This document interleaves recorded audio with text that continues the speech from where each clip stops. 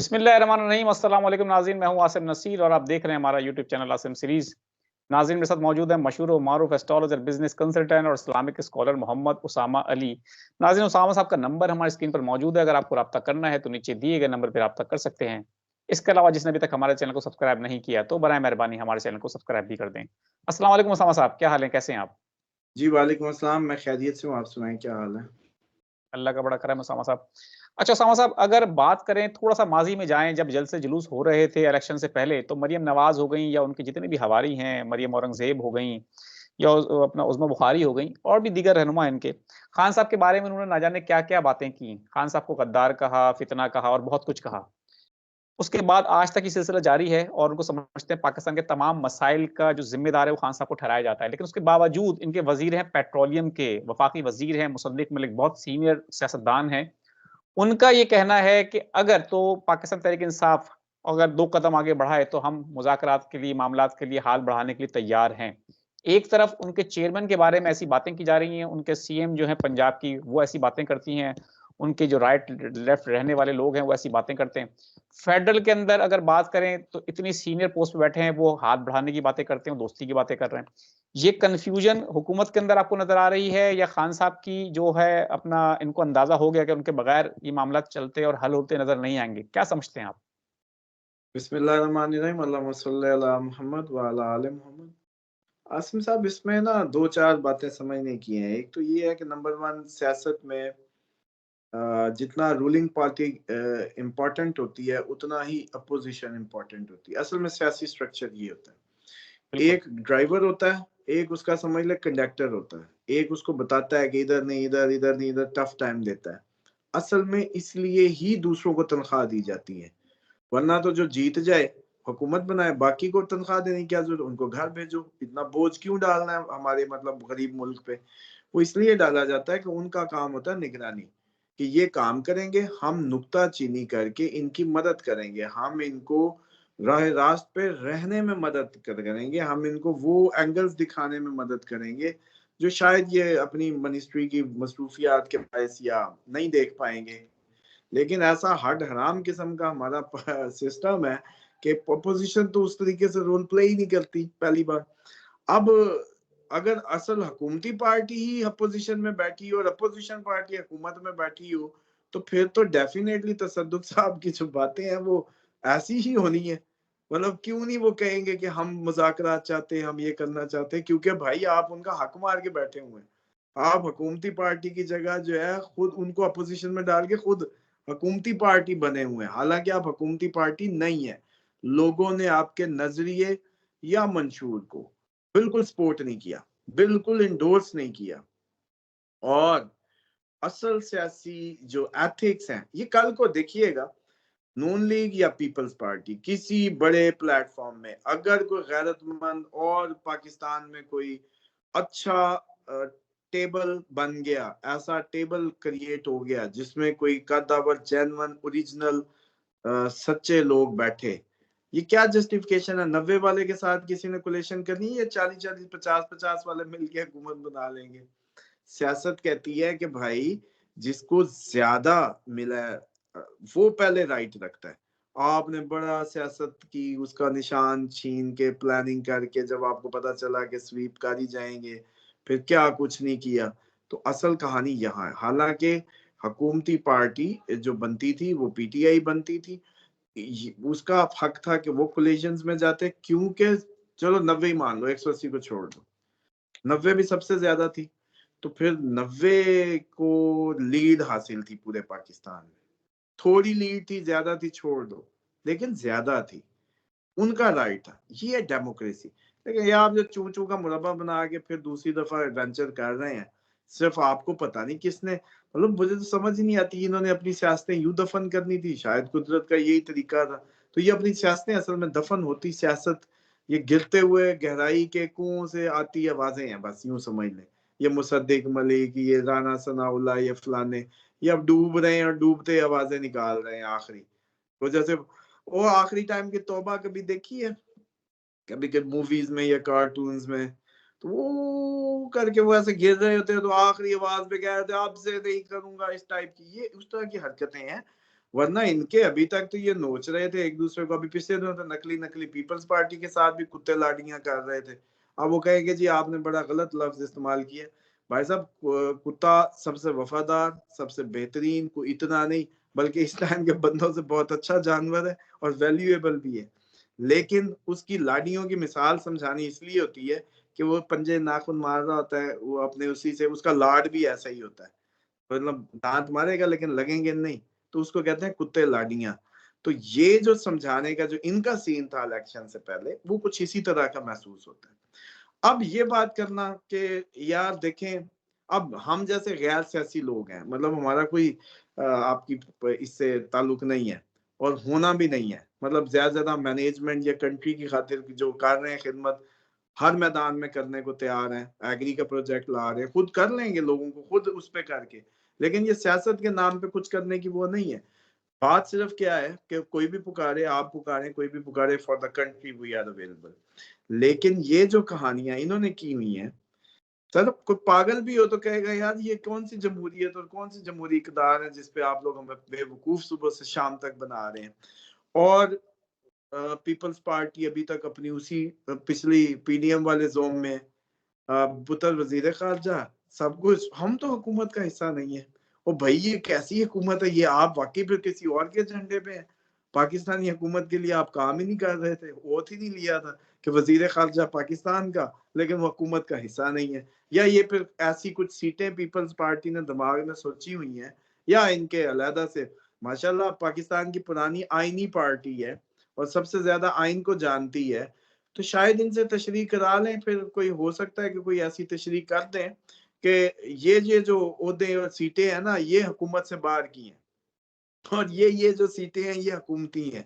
मतलब ये अभी भी इनसे कोई जाके पूछे, हो सकता है जरदारी साहब से, कि सर आप हुकूमत में हो, कहेंगे नहीं नहीं हम कहाँ हुकूमत में हम तो प्रेसिडेंट हाउस में हैं।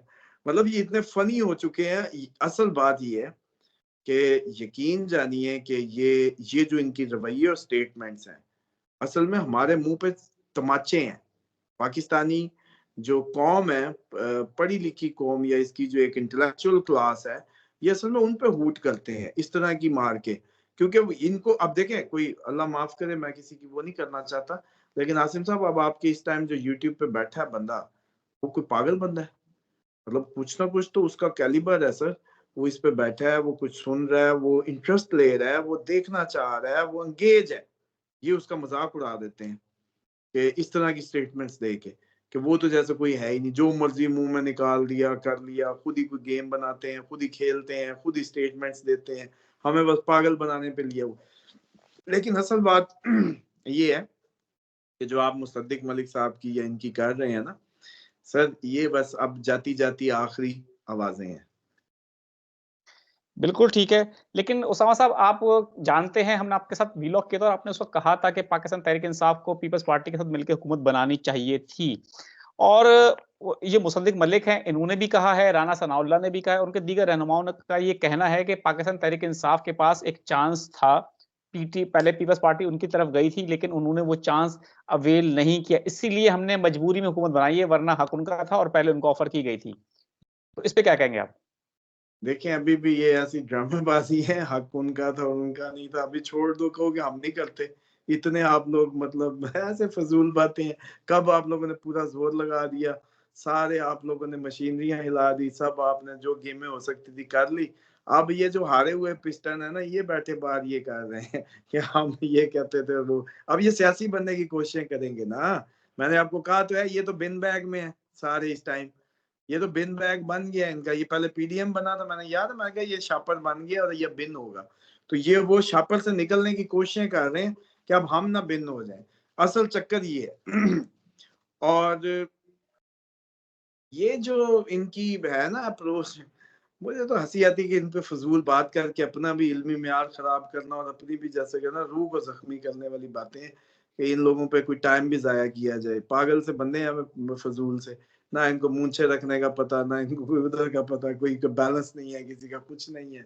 अजीब व गरीब सी खलकतें हैं और पता नहीं क्या खाते होंगे और कैसे क्या करते होंगे, आई डोंट नो। लेकिन बहरहाल एनी हाउ, ये जितनी भी मखलूकात हैं अजीब व गरीब किस्म की, इनका सिंपल सी बात है कि इन्होंने कौम को बहुत बेवकूफ बना लिया है, इन्होंने कहा कि हम यूं कर लेंगे, अब ये पैंतरे फेरने पे हैं दोबारा। और जो आपकी बात है ना कि मैंने पीपल्स पार्टी का, वो देखिए उस वक्त तक पहली बात तो ये है कि ये एक्सपोज नहीं हुआ था कि जरदारी साहब इसके किंग मेकर, ये जो है मास्टरमाइंड थे उन दिनों। पहली बात, जब मैंने उस पर वर्किंग की तो फिर मैंने क्लियरली कह दिया कि पीटीआई ने बहुत अच्छा किया, वरना वो था एक पाकिस्तान की स्टेबिलिटी के लिए कि चलो यार इनके ही उसमें, अब दोनों होते तो वो नहीं गिरनी थी ना हुकूमत। अगर पीपी और पीटीआई बैठी होती ना तो ये अब जो हुकूमत गिरनी है ये नहीं गिरनी थी। ये तो लेने वाले गिराने के चक्कर में लोग कहते 6 महीने चलेगी, जिसको करने वाले का दिल कर रहा है कि मैं ना ही लेता तो वो हुकूमत चलेगी, आप ये सोचते हैं। दूसरी बात यह है कि उस वक्त ये बिल्कुल ठीक है कि मैं जब इस बात को कर रहा था तो एक लम्हे के लिए पाकिस्तान के गरीब और उनका मुझे ख्याल आ रहा था कि यार ये सोल्यूशन हो जाए तो चलो कुछ दिन कुछ स्टेबिलिटी आ जाए, कुछ सांस आ जाए, फिर चलता रहेगा काम। लेकिन जब मेरी वो मैंने आपको बताया सारा हिसाब किया, सारा बनाया और जरदारी निकला सबसे बड़ा इसका बेनिफिशियरी और प्लानर। मैंने कहा जरदारी साहब ने तो भाई बादामों की पता नहीं कितनी बोरियां खा ली और पूरा मतलब कमाल, मतलब वो हुआ। तो फिर उस वक्त से आपको पता है कि मैंने बिल्कुल क्लियर स्टेटमेंट दी कि नहीं ये ठीक हुआ, कि बिल्कुल इस पे कंप्रोमाइज नहीं होना चाहिए। बिल्कुल ठीक है। अच्छा उसामा साहब, ईद के बाद एहतजाज की कॉल दी गई है और कहा है पाकिस्तान तहरीक इंसाफ के रहनुमाओं ने कि हम अब बड़े जलसे जुलूस करेंगे। आप क्या देख रहे हैं, ईद के बाद क्या हालात बनते नज़र आ रहे हैं आपको मुल्क के? देखें उसमें बिल्कुल जो है पाकिस्तान की सियासत एक नया रुख लेगी। इस हुकूमत का गिरना भी हो सकता है अप्रैल में, ऐसे चांसेस हैं। एहतजाज बहुत बढ़ सकते हैं, बड़ी सवेयर कंडीशंस ले सकते हैं। और ये जो इतनी खामोशी है ये तूफान से पहले की खामोशी है। और बल्कि मैं समझता हूँ कि हमारी जो पाकिस्तान की ओवरऑल भी 23 अप्रैल तक एडवाइजरी जारी होनी चाहिए ज़लज़लों की, सैलाबों की, खुदाई आफात की, क्योंकि मार्च सैटर्न अभी भी इकट्ठे हैं, 23 अप्रैल को अलहदा होंगे, प्लस सूरज गिरन ने एक इको मॉडल को हिट देनी है। तो ये ना क्रिटिकल टाइम शुरू हो रहा है और इसको इतना ईजी ना लें।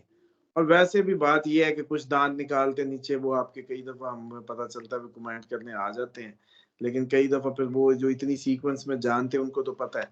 तो इसलिए हिफाजत की दुआएं करें, इस टाइम सिर्फ अल्लाह का टाइम है और इतना इजी ना लें जिस टाइम में आप एंटर हो रहे हैं। बिल्कुल ठीक है। उसामा साहब, दुआओं से एक सवाल ले लेते हैं। आपको पता है कि इस वक़्त पाकिस्तान के हालात बड़े ख़राब हैं, बेरोज़गारी इंतहा पर है।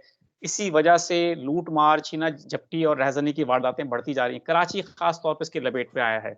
हमारे एक दोस्त ने हमें कमेंट किया है, मैसेज किया है कराची से, और उन्होंने कहा है कि कराची में ये वारदातें बढ़ रही हैं और उनकी गाड़ी जो है ना वो छीन ली गई है।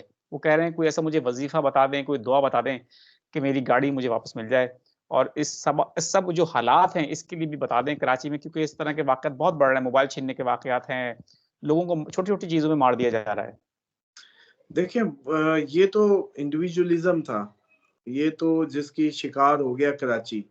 कराची, पुराना कराची बहुत ज़बरदस्त होता था, बड़ा मैच्योर लोगों का शहर था और हमेशा से कराची पे ही पाकिस्तान पूरे का डिपेंड रहा है, इकॉनमी का भी और उसकी जो सेंस कह लें। पाकिस्तान का दिमाग है कराची, मैं समझता हूँ ज़ाती तौर पे। और मैं ज़्यादातर लाइक भी करता हूँ कराची को ही, कराची के लोगों को। लेकिन इस टाइम जो उनकी भी हालतें हो गई हैं, वो भी कोई, ये अब से अंदरून सिंध और पंजाब के लोगों ने जा के पता नहीं इन पे रंग चढ़ा दिया, या ये कोई अच्छे भले होते थे, उस्ताद लोग होते थे, पता नहीं हो क्या गया। इंडिविजुअलिज्म का शिकार हो गए शायद। तो इज्तिमाइयत में कम्युनिटी पुलिसिंग कर सकते थे, क्यों नहीं करते? कम्युनिटी पुलिसिंग करें, अपने मोहल्लों में खुद से एक दफ्तर कायम करें, उसमें चंद अफराद ड्यूटीज़ दें। थाने का तो काम नहीं है इतनी ज़्यादा निगरानी, 20-25 अफराद जो है थाने के होते हैं, वो लाखों की आबादी को क्या कर लेंगे? तो इनके अगर कोई एसपीज़ या आईजी सुन रहे हैं, ये बड़ा सक्सेसफुल मॉडल था। ये एक डीआईजी होते थे सरमद सईद खान, तो उन्होंने ये मॉडल कम्युनिटी पुलिसिंग का दिया था। वो कराची को अब चाहिए कि अपनी उसमें अडॉप्ट करें। सब लोग आपस में मोहल्ले के अच्छे अफराद, ये बाबे वेले क्या कर रहे हैं, इनको बिठाएं बाहर उधर जो है अच्छी डेरा रौनकें लगाएं, इनको मोहल्ला एंटरटेनमेंट दे, इनकी मतलब तनख्वाह समझ लें कि इनको कोई लूडो दे दे, कोई इनको चाय पानी दे दे, कोई बोतलें जूस बच्चे इकट्ठा करके मोहल्ले का जो वो फंड है वो दें। तो खुद थाना चलाएं अपना कम्युनिटी पुलिसिंग का, और दूसरी पुलिस को बाहम इनकी कॉपरेशन दें। तो फिर ही ये मुमकिन होगा, यूं तो नहीं होगा। बाकी रहेगी कि देखें जो एज एस्ट्रोलॉजर तो जो चीज जाने के लिए ही जाती है, आने के लिए बहुत कम होता है। हाँ, ये होता है कि जब वो अगर लो मूवमेंट में गई है, मिसाल के तौर पे वो किसी ऐसे ट्रांजिट में गई है जिसकी अगली ट्रांजिट कुछ दिन बाद बदलने वाला है। जैसे मिसाल के तौर पे मार्स किसी ऐसी डिग्री पे था कि उसने ये हैपन हुआ जिसकी वजह, तो 23 अप्रैल को वो अपनी करवट लेता है, लेकिन साथ ही कोई पॉजिटिव इतना लेगा प्लैनेटरी इंडिकेशन तो तब जाके होगा। और वैसे अगर बात करें तो फिर ये है कि 14,000 दफा दरूद पढ़ के जो है कोई हदिया करें नबी पाक सल्लल्लाहु अलैहि वसल्लम की आल को, तमाम अहले बैत को, शोहदाए करबला को, उनको इसाले सवाब करें और 14,000 बार इकट्ठा दरूद पढ़ पढ़ के डेली दुआ करें। तो ये एक नामुमकिन को मुमकिन कर देने वाली वो जो है तरीका है। बिल्कुल ठीक है, उसामा साहब बहुत-बहुत शुक्रिया। नाज़रीन, यहाँ हमारे व्लॉग का वक़्त खत्म हुआ। मुझे और मोहम्मद उसामा अली साहब को दें इजाज़त। आखिर हमारा वही पैगाम है, मुस्कुराएँ, प्यार बाँटें और अपने आस-पास के लोगों का ख़्याल रखें। खुदा हाफ़िज़।